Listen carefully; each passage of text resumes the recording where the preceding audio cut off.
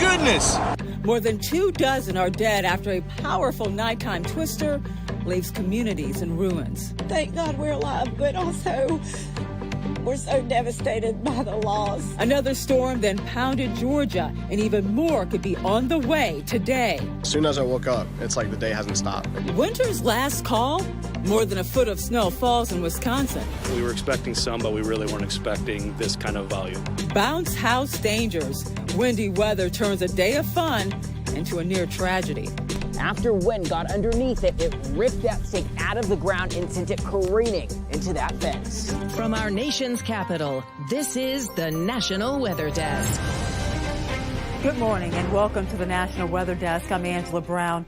A deadly series of storms ripped through the South over the weekend. At least 25 people died Friday night after a tornado tore a path of destruction across 170 miles of northern Mississippi. Hundreds of homes and businesses are now gone. And then on Sunday, a likely tornado hit the town of Milledgeville, just northeast of Macon. The twister brought down trees and power lines. Several people are injured, but are expected to survive and to be okay.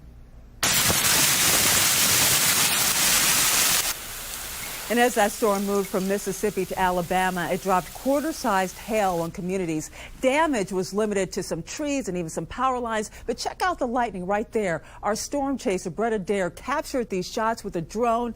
And on Friday night, Brett was in Mississippi moments after the tornadoes hit. I mean, these houses are rigged.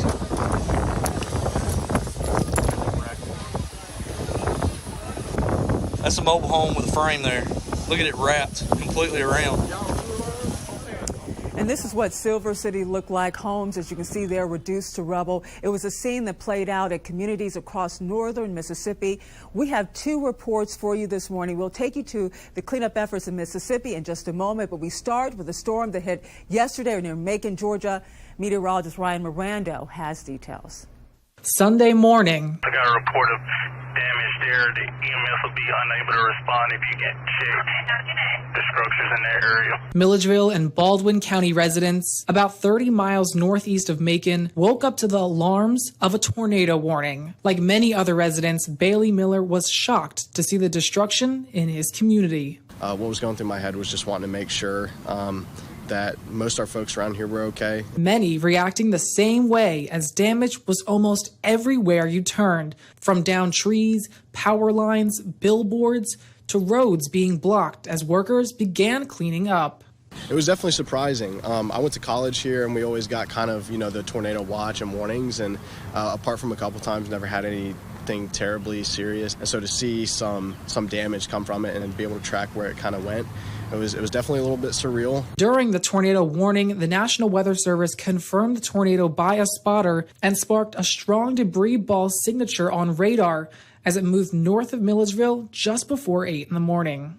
Miller says he's thankful that most of the damage was to fixable property, but will never forget what he saw. And so just to see, the building behind us be okay and just the block over, see something like that happen, it's definitely sad to see.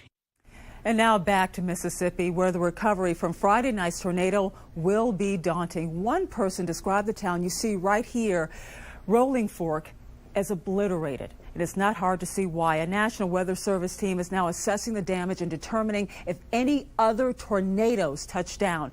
Here's another view of Rolling Fork, where 13 people were killed. These are before and after satellite images right here. You can see before the tornado it was lush, it was green, but now all of those trees have been uprooted along with the lives of the people who live there.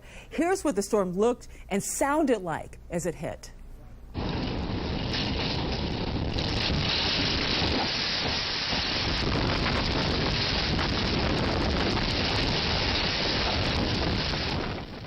You can see it there. A camera inside Armory High School was rolling as the storm hit. You can see debris flying everywhere. Remarkably, the school district says the building is mostly sound.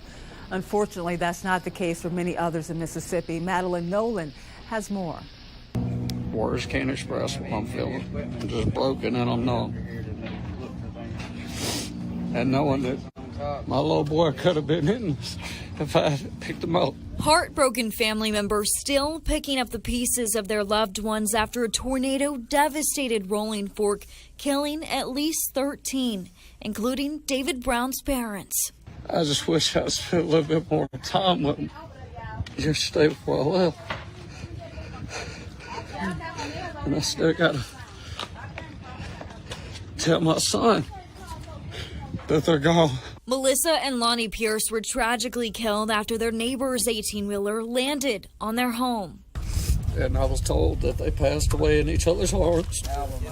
Michael Brown says that his Aunt Melissa was the family photographer, telling us she always made everyone take photos. I always was upset when I was younger that she would make us take these pictures, but now today, you know, thinking about it, it's just something that I'm so happy she did. Oh, she's even younger. The family of the two spending the days following the tornado salvaging anything and everything they could from what's left of the home, looking for pieces of the two they can cherish. Honestly, if I could find anything in the rubble or whatever, it would be more than anything.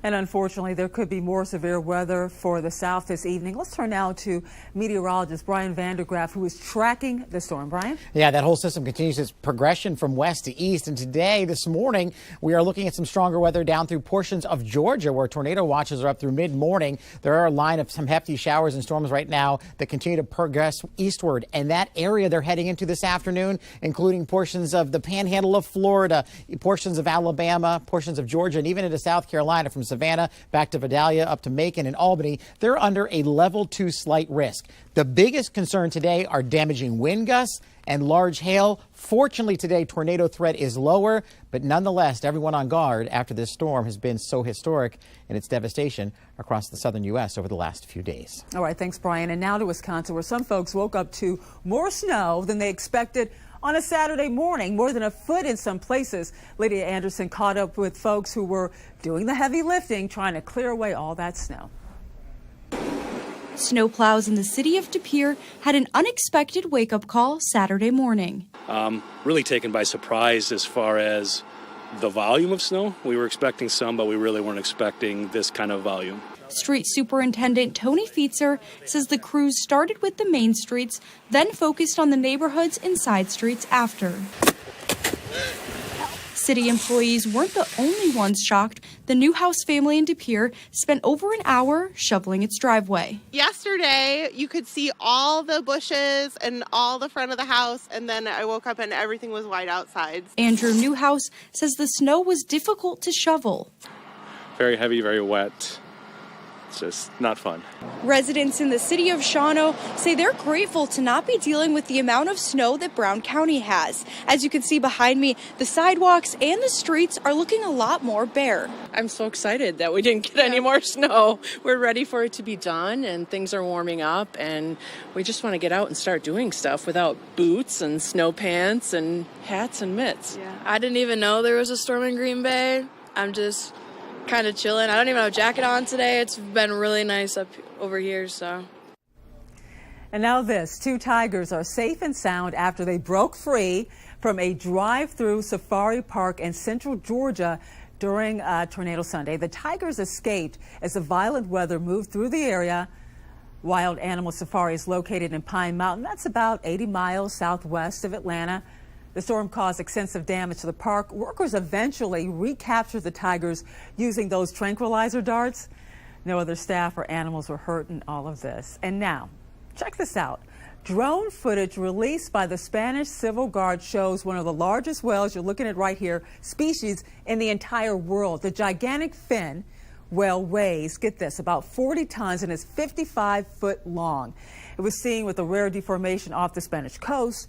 That deformation was severe scoliosis. Studies have revealed that traumatic events such as a collision with a ship can cause that type of abnormality. And coming up on the National Weather Desk, we'll talk with an expert about how studying ocean currents can help understand weather patterns better. Plus, tips to keep you safe in the event of a severe flood.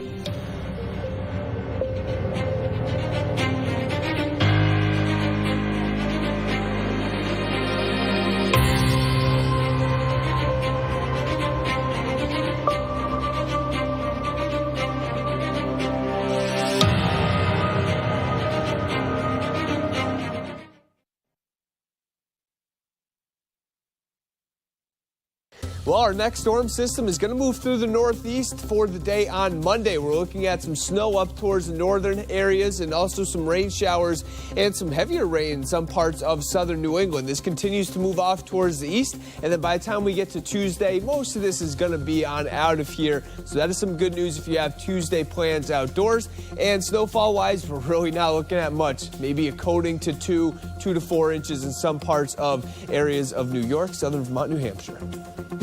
I'm meteorologist Jonathan Myers, and here's a look at the Mid-Atlantic region. Going to start with some mainly clear skies through about midnight.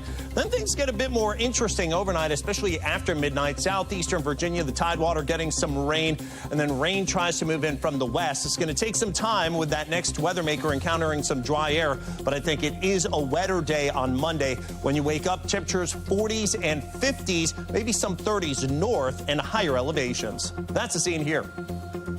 I'm meteorologist Venus Reed. Here's a look at your forecast highs. We're looking at temperatures kind of hot down in parts of Florida in the upper 80s, 87 in Tampa, 86 West Palm, 78 in Raleigh, looking at 78 Atlanta, 67 Nashville. A little cooler air moving in behind that front that fired off a lot of severe storms across parts of Mississippi, Alabama last night. But through today, it looks like we could get some strong storms south of Macon and Augusta, Georgia, down towards Charleston. A little bit of rain as well as that front pushes through Jacksonville later tonight. We'll start to clear up later in the week.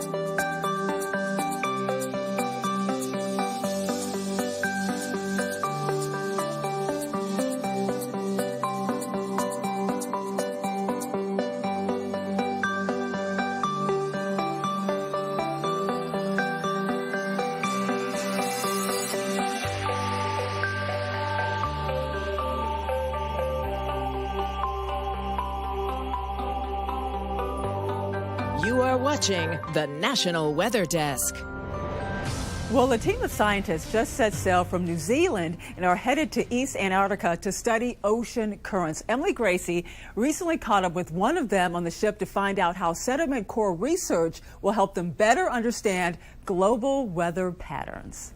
So the most important reason why Antarctica impacts the weather is because Antarctica is the place on Earth where the water in the ocean at the surface gets very salty and dense, and it sinks to the bottom. So in addition to that swirling current, we have a lot of sea ice formation.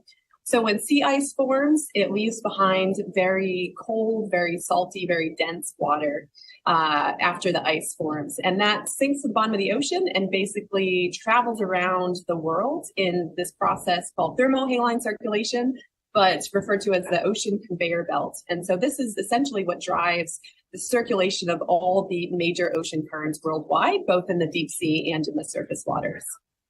So what are you hoping to learn? What are you excited about? So this is a pretty momentous occasion just from a science perspective because U.S. research teams never get down here. We're always mostly on the other side of Antarctica, the thumb, the Western Antarctic Peninsula. And so it's just a very remote region, just very unexplored. And so we don't know what we're going to find. And that's really exciting. But we definitely know we're going to find a lot of new species down here. Tell me about the tools you use, and you just jump in the water and grab samples, or how does it work? No, we're not actually allowed in the water. So if someone's in the water, that's a pretty big problem. So we all stay on the boat. We use a bunch of different types of sampling equipment. My team uses sediment cores. So think of like the PVC pipes in your house that you use for plumbing. We send down those tubes to the bottom, to the seafloor, and then we push them in, and then they get blocked off and then brought back up to the surface. And I study microscopic worms called nematodes, roundworms. And so there are thousands of those worms that are microscopic living in the sediment. So we'll bring that back. We'll typically put stuff in the freezer and bring it back to the labs because we do DNA sequencing and genomics. So we'll bring it back to the labs at the University of Georgia, and we will do PCR and DNA sequencing to basically try to discover those new species. And we will be following up with Holly and her team when they are back on dry land in May to see how many new species they actually found. In the meantime, if you want to see a longer version of this interview where she talks about how she prepared for that 2-month journey without internet, log on to YouTube and search the National Weather Desk. The historic storms that hit California helped many portions of the state really get out of a drought. Experts say reservoirs and surface storages are looking good. But what about underground water storage? Myra Franco fills us in on how this very wet season could bring about change for how California stores water.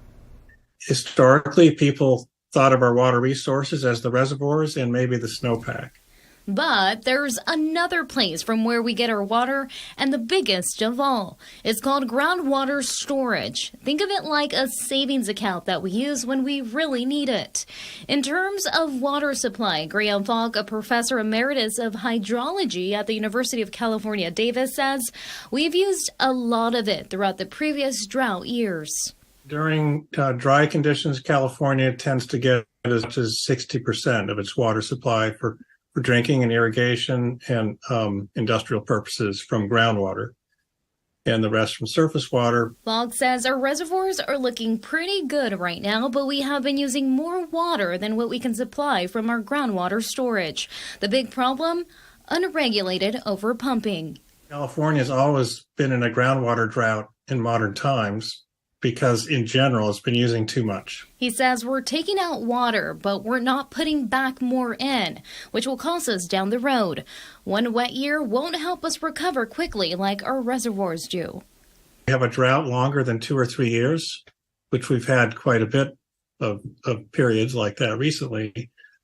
The reservoirs can get down to dangerously low levels that won't supply the water you need. So you get 2 or 3 years of water security from our reservoirs in a drought. The goal is to divert the peaks of the flood flows from reservoirs into groundwater recharge banks so we have it when we need it. April is almost here, and as the saying goes, April showers bring May flowers. But any time of the year, heavy rainfall can lead to dangerous situations for lives and also for property. Meteorologist Dante Ricky is here with some tips to keep you safe when flood waters rise.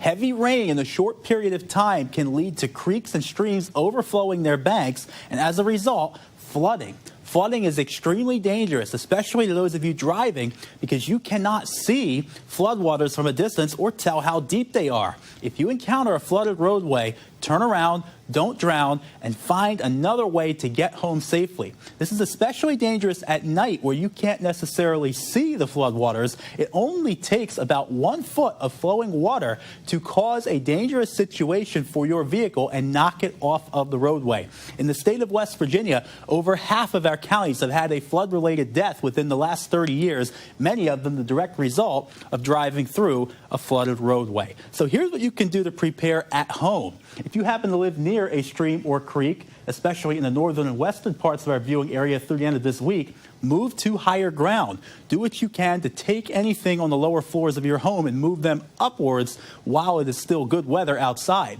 Do not attempt to walk or swim through any floodwaters. It seems reasonable, but floodwater can contain bacteria, it can be an electric shock hazard, and also a lot of animals and things and wildlife can also flow through that floodwater, so it can create a dangerous situation. Do not touch or operate any electrical appliances during times of flooding, and if you have to evacuate, make sure you do that well before the storm. Stay safe, everyone. I'm meteorologist Dante Ricky. A portion of Wisconsin's Sturgeon Bay is hosting a winter fleet of firefighters that are on the tail end of a winter break. But Eric Peterson reports the cargo ships will return to the Great Lakes soon enough. It may look like a huge parking lot on the water, but the yard at Fincantieri Base Shipbuilding in Sturgeon Bay is filled with some very heavy vessels. We'll get anywhere from 12 to 15 of these Great Lakes freighters that will come and spend the winter here in Sturgeon Bay. Destination Door County Chief Communications Officer John Jarsch says many of the ships are 1,000 feet long and will be hauling cargo around the Great Lakes very soon. Officials say the vessels arrived a few months ago and are at the shipyard for maintenance and repair. Typical work might include mechanical upgrades and even a paint job. The companies don't really announce their comings and goings as they used to do in the past.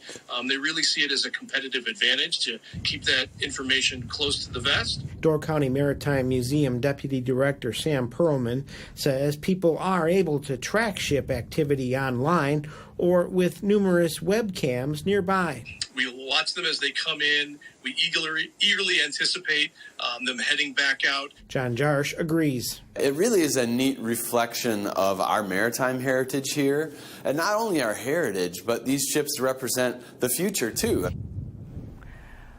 Well, time for a short break, but as we go, here's a look at the Pacific Ocean near San Francisco.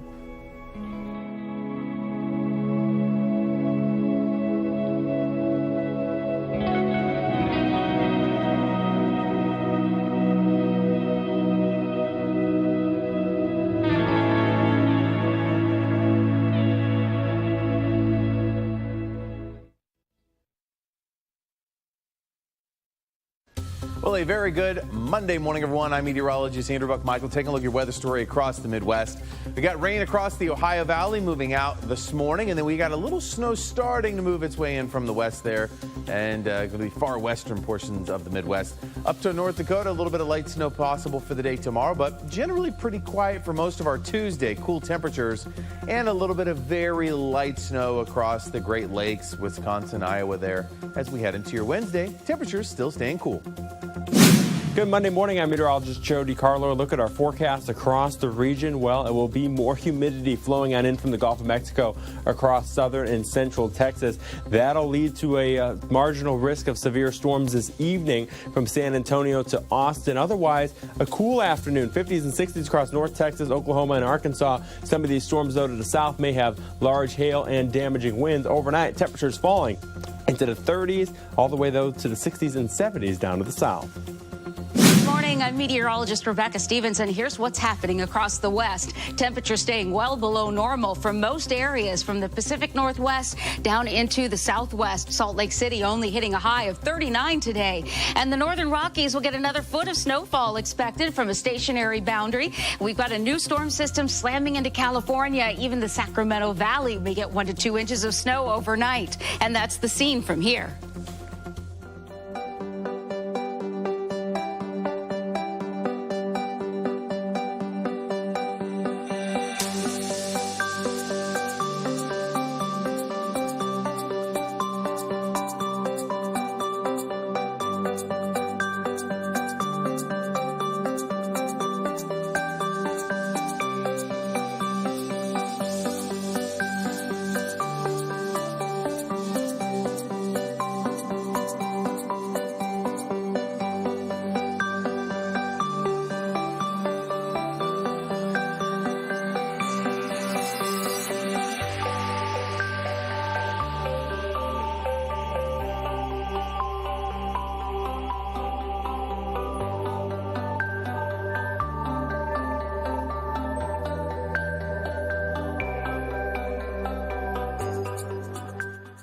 You are watching the National Weather Desk. And now to North Carolina, where a Little League opening day turned scary when the weekend and high winds, played a role. Samir Nefzi has more. The inaugural day for the 2023 Transylvania Little League baseball season ending with lights and sirens. We had 2 inflatable rides that were here that were actually blown from their anchored position across the park. In total, 7 people were injured, with 4 taken to an area hospital with what officials are calling minor injuries. No one was inside the houses, but were hit by them once they went airborne. And this is where one of the bounce houses was located. Let's go ahead and take a look at the ground. You can see this is where a 2-foot stake secured the bounce house to the ground. After wind got underneath it, it ripped that stake out of the ground and sent it careening into that fence. This fence now bowed out and broken after the house slammed into it. This second bounce house is estimated to have flown about 100 yards, landing between 2 other fields. A spokesperson for the Transylvania Little League calling it an unfortunate event.